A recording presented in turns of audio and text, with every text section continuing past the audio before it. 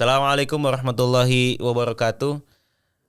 Selamat pagi, siang, sore. Ibu, kali ini berikan saya kesempatan untuk sedikit mempresentasikan serta mendemokan aplikasi produk magang saya, yaitu Intelligent PR Code Reviewer. Tajuknya adalah Intelligent PR Code Reviewer. Nah, jadi di sini kita akan mulai. Cepat saja. Kita akan sedikit membahas tentang beberapa hal, yaitu problemnya, kenapa saya buat ini, kemudian pengenalan review doc itu sendiri adalah alat nanti ya. Kemudian solusinya, kemudian diff scan versus full repo scan. Ini adalah dua fitur utama. Kemudian kita akan membahas cost serta chunks. Kemudian ada expected outcome. Nah, apa itu saja nanti kita akan jelaskan. Jadi, basically alasan mengapa saya membuat ini ada 4. Jadi, kita kalau membahas manual code checking ya, itu ada beberapa masalah seperti development itu lambat. Karena code checking itu adalah tugas yang repetitif sekali kan. Jadi membutuhkan ketelitian yang di luar ambang batas manusia mungkin. Apalagi kalau kita membicarakan puluhan ribu baris kode. Tapi karena kita membicarakan konteks di Wika, yang real terjadi sekarang adalah development lambat. Kemudian ini pekerjaan repetitif tentu saja, tidak efisien. Tentu saja ini juga rawan human error ya. Makanya dari itu terjadilah yang namanya developer burnout. Nah, kemudian ini adalah tampilan pull request, halaman pull request di GitLab di Project Wika. Di sini ada judulnya, di sini dituliskan front end update untuk jadwal pelaksanaan 4. Nah, ya di sini ya. Nah, jadi ini belum ada produk saya di situ. Kemudian kita akan membahas sedikit tentang review doc. Jadi kita akan sedikit kenalan. Review doc itu apa sih? Review doc itu adalah solusi tinjauan kode atau code reviewer lah, yang ini otomatis dapat memfilter output linter supaya relevan dengan perubahan atau div spesifik kita. Jadi ini mengurangi banget kelelahan untuk ke para developer yang sedang mendevelop gitu. Kemudian solusinya dalam konteks permasalahan ini ada 3. Yang utama ya, menggunakan AI GPT-40 mini. Artinya kita menggunakan model OpenAI GPT-40 mini, juga menggunakan review doc untuk memberikan review yang instan. Kemudian juga kita akan menggunakan AI serta review doc bersamaan ya. Nah, fokus kita di sini tuh utamanya pada div. Kita akan mengutamakan pada div, which is perubahan yang diajukan, supaya relevan review atau saran yang diberikan AI serta review doc. Nah, kemudian karena ini juga ada fitur SAST dan SCA, maka kita akan memberikan laporan keamanan ini secara penuh akan dikhusus di branch yang khusus, seperti itu. Nah, perhatikan di layar. Di sini ada 2 poin ya, ada 1 dan 2. Nah, ini adalah tampilan saat produk saya bekerja, kurang lebih seperti itu. Nah, jadi kayak gini nanti kita akan bahas lebih lanjut saat demo.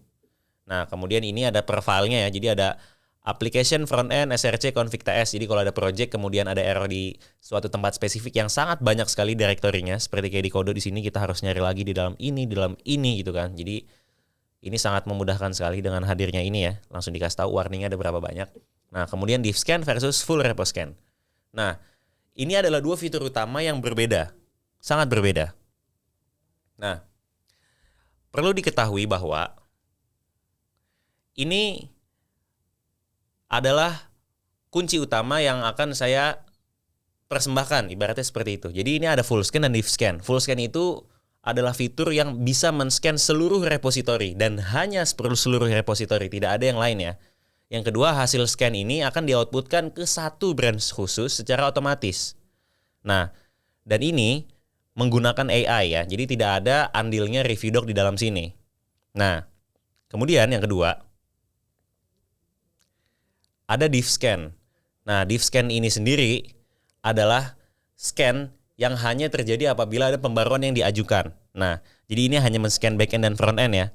Kemudian juga ini men-scan pembaruan yang diajukan tadi. Kemudian ini menggunakan review doc dan AI. Kalau misalkan full scan itu hanya AI, ini dia menggunakan review doc dan AI. Nah, ini juga ada fitur inline comment, serta ini pasti banget cost efisien, seperti itu. Kemudian full scan PR ke production. Apa sih maksudnya? Jadi full scan ini hanya berjalan apabila saat rilis ke production. Maksudnya seperti ini. Kalau misalkan kita hanya ada fitur update kecil-kecilan, maka ini tidak akan masuk ke dalam full scan. Ini akan ke-trigger secara manual. Dan ini akan diperbolehkan ya secara birokrasi dan aturan mungkin nanti ya, bisa diaplikasikan ke yang lain. Tapi dalam konteks ini adalah hanya apabila ada pull request ke production. Jadi akan berjalan full hanya ke production ya. Ini sangat digarisbawahi. Nah, tujuannya apa? Untuk memindah SCA, ST dan SCA, Static Application Security Testing, serta SCA. Nah, menjaga PR tetap bersih atau pull request tetap bersih, serta memberikan laporan eksekutif atau executive summary dan dipublikasikan penuh ke dalam branch terkhusus yang satu tadi yang kita beri nama Codex Report dan hanya tautan ringkas yang dikirim ke PR seperti itu. Kemudian ini adalah fiturnya iklannya ya. Jadi kayak ini scans on SAST dan SCA. Jadi SAST tadi ini Static Application Security Testing itu adalah metode pengujian keamanan berdasarkan sumber dari kode. Kalau SCA Software Composition Analysis. Nah, ini adalah metode analisa risiko keamanan dan lisensi pada komponen open source aplikasi. Nah, ini seperti ini tampilannya. Kemudian ini lanjut ya. Karena produk saya juga menggunakan AI menggunakan kapabilitas AI, maka kita menggunakan model milik OpenAI GPT-40 Mini yang sangat cost efisien. Tampilannya di sini bisa kelihatan, ini adalah tampilan hasil AI-nya dengan prompt yang sudah di-engineerkan sedemikian rupa, maka bisa tampil seperti ini. Codex Review Summary Project Wijaya Karya Transformasi Office Commit nomor sekian bla bla bla. Ini ada executive summary tadi kan ya, ada severity breakdown, SSA dan SCA, usage and cost, top findings, component overview, security best practice, dan semua temuannya.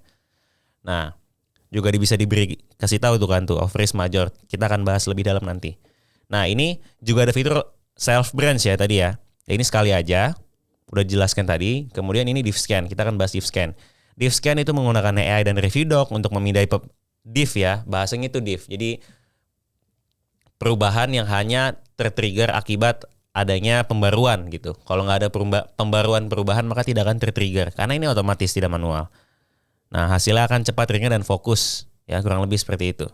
Nah, ini inline comment, fitur yang lumayan keren karena apabila ada kesalahan seperti di sini, email _2 current user email, ternyata salah, maka review doc dan AI bekerja sama untuk memberikan saran langsung di dalam baris kode yang menghasilkan seperti ini, email current user email address, Nah, dia juga ngomong di bawah nih, current user email address undefined, type models, user has no field or method email address, seperti itu. Jadi penulisan pada langsung baris kode. Nah, ini sangat memungkinkan melewati banyak step perbaikan yang manual ya tentu saja. Terus ini juga zero noise, memastikan tidak ada low value feedback. Low value feedback itu adalah feedback yang tidak bisa memberikan apa-apalah ke developer, tidak bermutu gitu ya. Nah, tentu aja gampang karena tadi ada hyperlink ya, alih-alih kita harus mencari ke VS Code seperti tadi, kita hanya cukup mengklik hyperlink akan langsung dialihkan ke dalam kode tersebut, serta baris-barisnya. Nah, kita akan bahas sedikit tentang cost concern. Perlu diketahui bahwa ada biaya yang dibutuhkan untuk menjalankan produk ini nih. Nah, pada penggunaan monthly basisnya, ini kurang lebih membutuhkan biaya sekitar $9. Tapi, dari mana sebenarnya angka $9 itu didapat? Nah, untuk bisa tahu, kita harus paham sedikit tentang bagaimana model AI itu bekerja. Ya. Dan kita mulai dari teknik yang namanya chunking. Nah, chunking adalah proses memecah teks atau data panjang menjadi potongan-potongan kecil ya atau segmen supaya sesuai dengan batas kapasitas memori AI atau konteks window sebutannya. Teknik ini memastikan informasi dapat diproses dan dianalisa secara efisien tanpa kehilangan konteks penting. Analoginya seperti ada kontainer dan dia kapasitasnya 20 ton. Kita punya muatan sebesar 50 ton. Maka berapa kontainer yang dibutuhkan untuk memuat muatan kita? 3, karena satu kontainer hanya muat 20. Jadi 20 kontainer kedua 20, kontainer ketiga 10, seperti itu ibaratnya. Nah, ini lihat pada gambar. Ini ada reliable data source ya, muatan kita. Kemudian ini chunk dokumen artinya pemecahan tadi ya, kontainer 1 dengan muatan kita yang 20 dan seterusnya disimpan ke dalam suatu media yang namanya data preparation ya atau vector store di sini. Nah, habis itu user datang, minta dong data ini. Kemudian dilempar, dicari, maka retrieval penerimaan data gitu. Nah, contoh nih ya, kita contoh sekarang. Ada kalimat paragraf seperti ini. Produk kami, Intelligent Code Reviewer, menggunakan GPT-40 Mini untuk memindai kode di GitLab. Produk ini sangat cepat, hemat biaya, dan akurat. Nah, ini ada 20 kata di sini, di paragraf ini. Nah, proses chunking-nya adalah ibarat ada konteks window yang ukurannya 20. Karena ini 20 kata, ada konteks window yang kapasitasnya 10. Karena ini 20 kata, ini membutuhkan ini membutuhkan 2 chunk atau 2 kontainer ya. No, kayak gitu, seperti itu. Nah, ini chunking pada kode. Sekarang kita akan membahas teori ini diaplikasikan ke kode. Nah, contoh apabila ada 500 token window atau konteks window. Nah, kemudian ada codingan isinya readme.md 100 token, ada service.go 350 token, ada handler.go ukurannya 400 token, kemudian ada config.yaml ukurannya 50 token. Jika ini dijumlah semuanya, maka akan butuh sekitar 900 token. Nah, jika kapasitasnya 500, maka berapa chunk atau berapa kontainer yang dibutuhkan untuk memuat 900 token? Jawabannya adalah 2 chunk, seperti itu. Nah, sekarang kita akan masuk ke real case skenario-nya. Nah, yang terjadi di Bikasky ini adalah seperti ini, bisa dilihat. Nah, bagaimana cara baca ini? Apa ini maksudnya? Ini adalah tampilan usage and cost pada halaman GitLab di merge request ya. Nah, di sini bisa dibaca modelnya adalah GPT-40 mini, calls-nya 21. Ini artinya adalah ada 21 kontainer atau 21 chunk.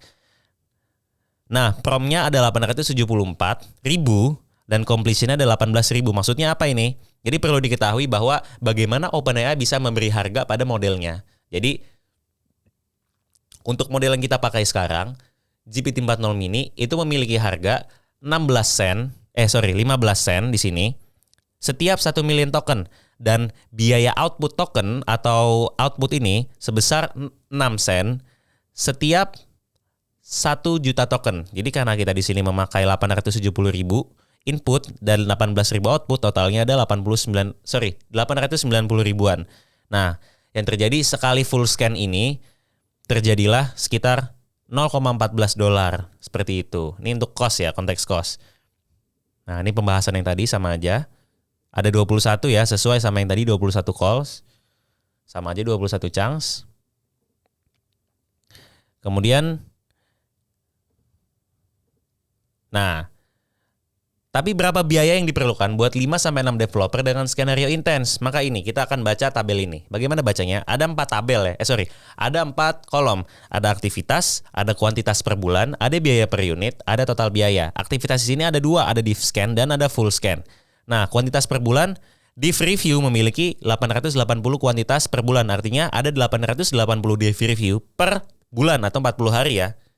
Kemudian biaya per div review-nya atau per unitnya adalah $0,0022 yang menjadi di total biaya $1,93 saat kita hitung 0,022 ini dikalikan 880. Kemudian masuk ke full scan, di sini ada 50 full scan dalam 1 bulan dan biaya per full scan adalah tadi ya $0,14. Maka jika kita hitung $0,14 dikalikan 50, maka hasil biayanya adalah sekitar $7. Dan jika kita total semua kurang lebih akan memakan biaya sekitar $9 dalam kurun waktu 1 bulan. Dan ini dipakai oleh 5-6 developer dengan skenario development yang sangat-sangat intens. Jadi ini adalah worst case scenario dalam penggunaannya. Jadi ini sangat bisa lebih murah apabila kita tidak seintens ini. Konteksnya seperti itu. Nah, ini ada tabelnya. Di sini ada skenario ringan, bisa kita sortir. Ada yang normal dan ada yang berat. Dan ini kalau kita gabung seperti ini. Ya, ini sama saja seperti penjelasannya tadi. Ini adalah pengandaian. Apabila ringan maka akan butuh sekitar $1,5 ya. Ini $4 kalau sedang. Dan ini $9 gitu.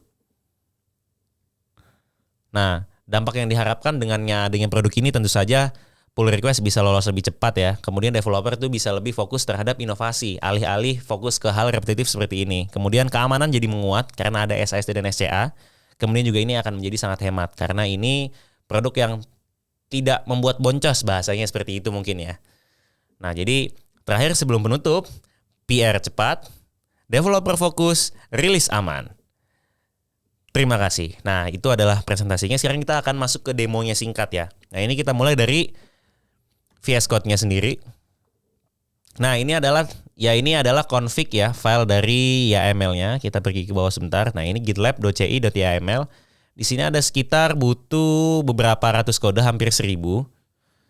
Nah, di sini isinya, apa sih isinya? Isinya adalah konfigurasi bagaimana kita ingin AI dan konfigurasi semua ini berbicara dalam bahasa Unix. Seperti itu ya, ini teknis saja. Kemudian tampilannya bakal kayak gini. Di mana sih produknya kayak gimana? Nah, produknya basically adalah seperti ini. Hadir dengan bentuk file YAML di sini dan hadir dalam variabel di dalam file CI/CD. Dalam konfigurasi CI/CD di dalam suatu project di GitLab, konteksnya di sini ya. Nih variabelnya bisa kita lihat di sini, kita setting semua di sini. Ya kan? Kemudian bersamaan dengan juga dengan ini ya. Akses token di sini juga ada aksesnya, pengaturannya seperti itu. Kemudian gimana cara kita makainya, bagaimana kita pakainya. Nah, sebenarnya tadi sudah sempat dijelaskan, tapi ini bagaimana kalau live-nya ya mungkin ya. Jadi bayangkan kita akan di sini perbarui dulu ya. Bayangkan ini kita coba pull dulu yang terbaru. Nah, misalkan seperti ini. Kita pindah dulu ke misalkan ke development. Nah, development ini sudah ada pembaruan yang baru nih. Misalkan di sini development 4 days ago nih, baru kan. Nah, ini sync changes dulu, kita ubah dulu di sini. Kita tarik terlebih dahulu. Nah, sudah kita tarik kan. Nah, misalkan kita sekarang pindah lagi ke punya kita nih. Kita punya kita lagi ke Dev Raviv, ya kan. Habis itu udah pembaruan nih. Kita misalkan lakukan pembaruan deh di dalam file yang bernama, misalkan di sini, kita coba di backend deh, backend. Nah, misalkan di sini ya. Di sini ausctl nih. Atau inilah smoke test ya, biar mudah. Nah, ini review doc. Ini misalkan kita bilang review docs tambah 3 sama aja berubah kan. Nah, saat kita save, ini akan muncul di sini. Kita akan coba berikan tes di sini. Kemudian commit, ya kan? Ini commit sudah di branch kita, Dev Raviv ya. Nah, kemudian kita push pembaruannya dulu. Kemudian kita akan bisa lihat di sini bahwa ini stagingnya akan mulai. Kita bisa refresh dulu. Nah, merge request pipeline mulai. Karena ini bentuknya pipeline ya. Bentuknya pipeline tuh. Dia akan mulai code dev review-nya. Jadi kalau kita scroll ke paling bawah, dia akan mulai ngomong nanti. Tuh, ini tes tadi kan. Sesuai sama pesan kita tadi ya. Tes tuh. Nah, kita akan tunggu sejenak di sini.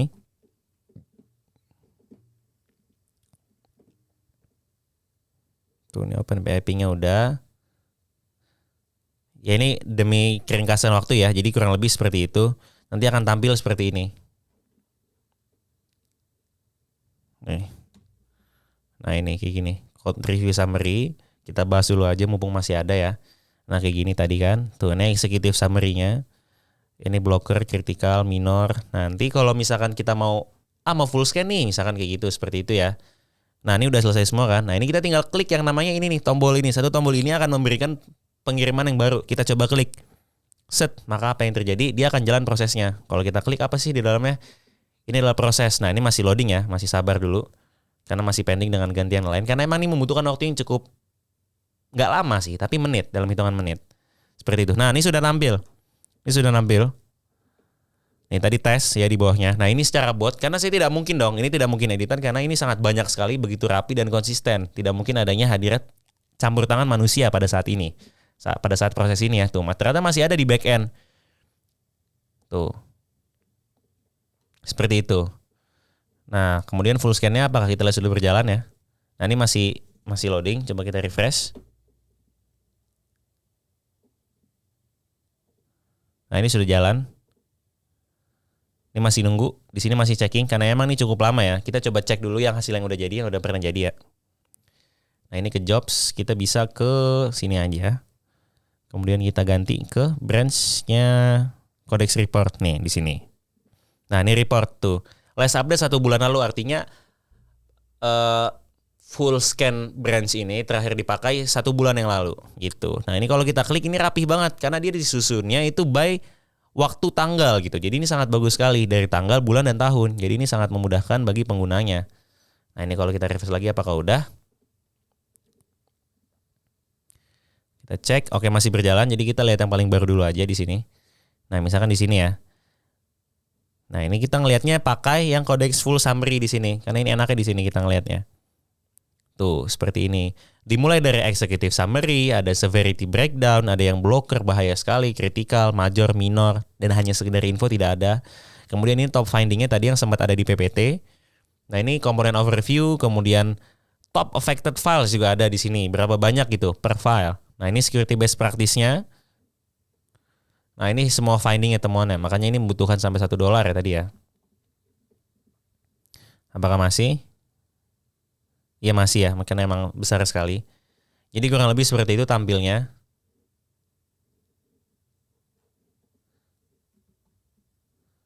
Jadi inilah yang saya buat pada saat bermagang di PT Wijaya Karya, Wika. Ini yang saya buat, saya ciptakan. Belum pernah ada di Wika sebelumnya.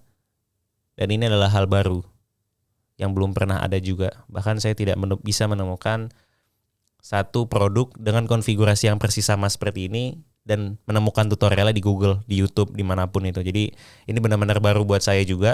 Ini adalah masih sangat-sangat masih trial and error ya. Masih ibaratnya eksperimental bahasanya. Sorry, bukan trial and error. Ini masih sangat eksperimental karena ini belum pernah ada sebelumnya. Gitu yang seperti ini banget. Jadi ini masih mengandalkan beberapa bahan dasar Bahasanya mungkin seperti itu.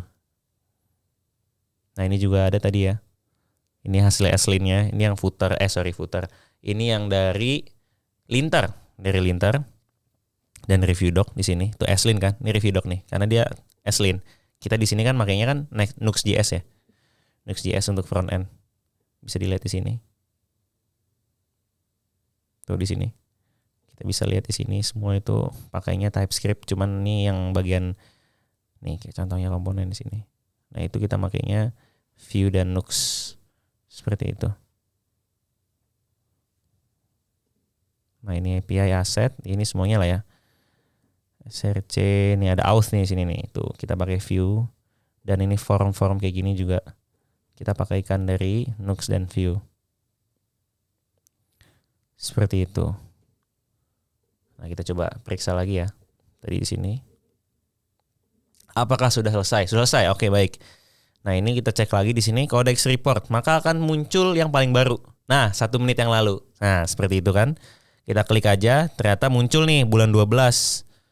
Hari ini barusan. Kita buka. Kemudian ini tampilannya. Seperti itu. Jadi kurang lebih kayak gitu aja karena ini produk yang saya buat ini adalah formatnya itu suatu alat ya, suatu otomasi, suatu CI/CD pipeline yang dimana ini bukan website biasa, melainkan ini suatu pengefisiensian alur kerja yang dimana membantu proses bisnis juga. Jadi seperti itu aja. Terima kasih udah menyimak. Kita ketemu lagi di kesempatan lainnya. Assalamualaikum warahmatullahi wabarakatuh.